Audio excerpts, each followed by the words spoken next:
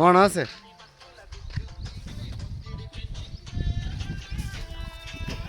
Papaya loading ఇక్కడ. నమస్తే నమస్తే నమస్తే చెప్పు. పప్పాయ లోడింగ్ అని చేసేది. ఎక్కడ మీది? ఎర్రగొండపాలెం ఏపీ. పక్కన మల్లడుగు. మల్లడుగు. మల్లడుగు అంటే ఊరి పేరా? వీరభద్రాపురం.